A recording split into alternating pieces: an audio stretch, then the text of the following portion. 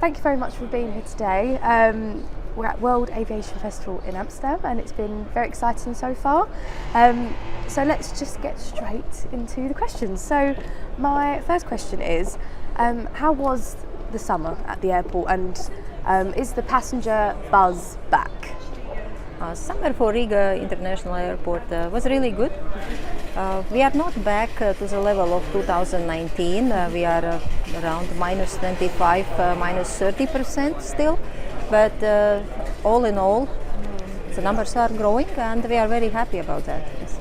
Really excellent news. And let's dive into, parts of the airport that makes the passenger feel that sense of place. So what would you say is the most distinguishing feature at the airport? Well, sense of place is a relatively new term in airport business. Our airport was built almost 50 years ago, and some public areas like entrance to the terminal and check-in and security, these areas have not seen a major refurbishment or construction at all, and so that's why we are more focusing right now on what we can do, and this is all the area when you pass security, and then you have a nice area for passengers to relax, to do shopping and have restaurants. But here I also should mention that it's not like we are not thinking about this at all. It's quite opposite. We have our new project, our development of our new terminal and extension of new terminal. Project is already finalized and we are ready. A little bit waiting for maybe better times, but ready to announce tender. And there in the new project we have spent a lot of time and effort in exactly how to improve passengers' experience and make Riga Airport as a sense of place, which is destination as itself. Absolutely. So perhaps we could dive into how that's going to be happening. So is it digital transformation or some new technology to help the passengers on their journey throughout the airport? First of all, the extension of our terminal means extension of public area, both for departure and for arrival. And these are these areas where the sense of place is actually very, very important because this is first experience passengers have when they arrive to airport for departure or when they arrive to Riga. So we are looking for new technologies, we are looking for nice advertising, and so we are looking for having Riga Airport as a destination itself, as I said, and so passengers can get first impression of Riga as a capital of Latvia. Absolutely. And has your passenger demographic changed, maybe particularly since COVID and the pandemic? I think it has changed already several times because COVID pandemic is not the only reason why many things at Riga Airport has changed. So if we go back to COVID pandemic, and I say go back because I hope it will not come back again with such a speed or a volume as it was. Our numbers of passengers, of course, were down like everywhere else, and we had before COVID like a good split of business passengers and leisure travelers. We also had a very good percentage of passengers using Riga Airport as a transfer airport. We had around 30% of transfer passengers. During the COVID, we had few days in a week when we had only 4 flights a day. Of course, all the transfer connections were gone and the number of transfer decreased and reached some 8% only. Now it's better. Beginning of the year was very promising, but then war started.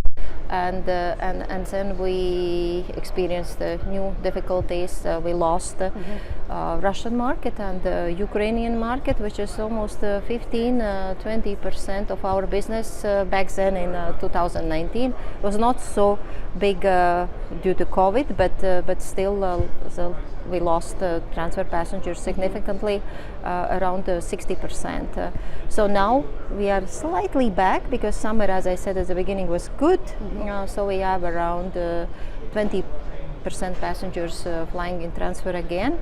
But we now have more leisure passengers than business, which I think is also common. Absolutely. I guess that's why to accommodate for more of a leisure passenger, retail, F&B is what's needed. But business is coming back, and today's conference is a good example because we all are here.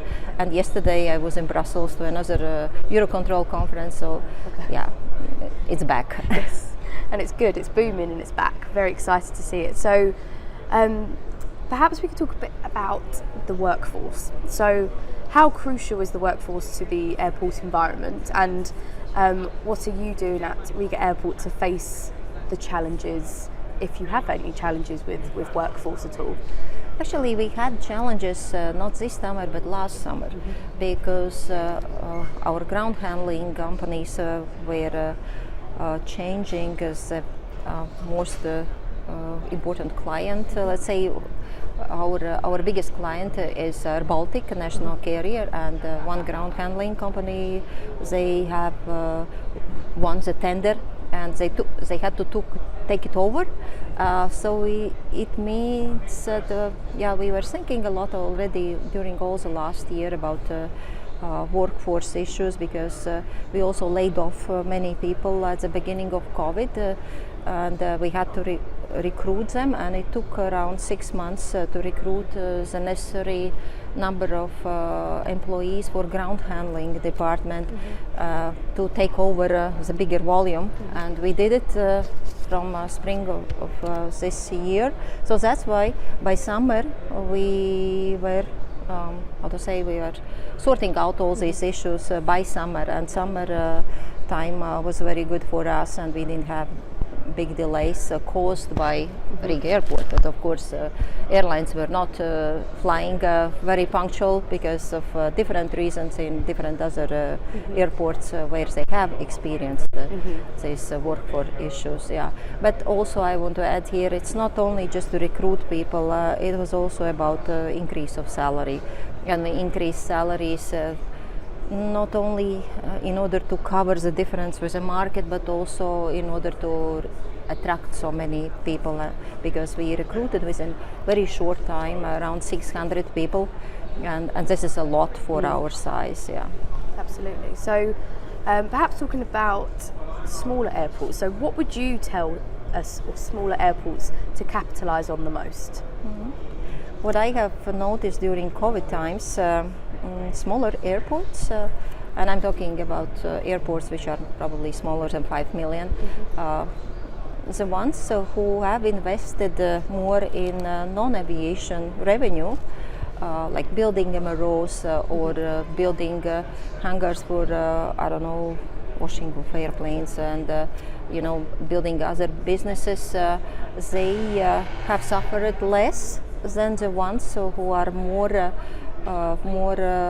depending on aviation businesses. So I would suggest smaller airports really from the very beginning, let's say, invest a lot into infrastructure, in the non-aviation business, and of course in process efficiency. Absolutely.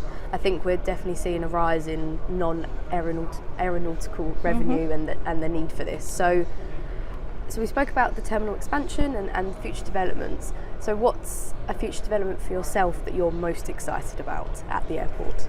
We have 3 big projects going on right now. One is, I already mentioned, our new terminal, but the second one is the project which is very important for all Baltic states and also Finland. This is a high-speed rail line, and which is connecting Finland, Estonia, Latvia, Lithuania and Poland, and this is really a very, very good project, very much needed for our society and for many, many reasons. So there will be a station at Riga Airport, and it's already in process. It doesn't make Riga Airport area very attractive right now because we have all over the place this construction, but this is important project, and that's why we would like to have our new terminal extension to finalize in the same time when the station for train is also finished, and we would like to see the synergies and also based on these 2 big projects, there was another decision to go for the third project, which is development of our business park, or as we call it, Riga Airport City, which will be located very close to railway station. And so we will have a good connection and for business people coming from all over the place by air or by train. And we will have their hotels, we will have some logistics centers, and we will also pay a lot of attention to the sense of place we discussed before, because this is a place what we want to develop to attract people just to come to Riga Airport, maybe not flying, but just to have a nice time, to have some activities and spend some time there without mandatory ticket on hand. Absolutely. Interconnectivity is a great way to support the surrounding communities as well, and areas. So perhaps we could talk a bit about sustainability at the airport. So the most important is that we have developed our sustainability strategy during the last year, and the strategy is until 2030, with many activities related to all ESG aspects, and most of them are of course related to climate changes, and one of them is solar panels, as you mentioned, but also our other projects like new terminal and business park, they are all based on the sustainability requirements, and we will have BREEAM certificate for our new terminal. And when we announced our business park tenders, and one of the conditions for successful investor to be a candidate for this project was exactly that he's coming with all sustainable solutions for how to develop this airport city. And so we are paying a lot of attention to this, and solar panels, first ones I hope will be built already next year. We are slightly behind with solar panels comparing with our neighboring airports, but we have a good strategy, and we know what to do in the future, in the next few years. Amazing to hear. And my final question is, when I say the term the future of aviation, what is the first thing that comes to mind? Future aviation. The future of aviation.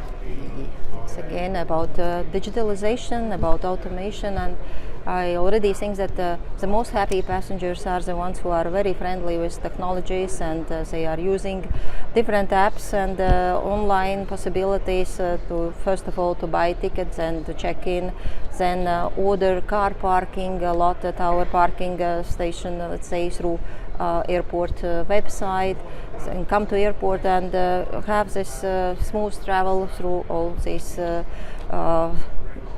pit stops they have to do, and finally get on board without showing any papers. So we have to continue. There are a lot of processes to be improved, and which are not probably digitalized or automated enough right now. For example, baggage delivery, and this is still an issue, and we are relying very much on workforce. Absolutely. Well, thank you for your time today. Yeah. Thank you. Okay.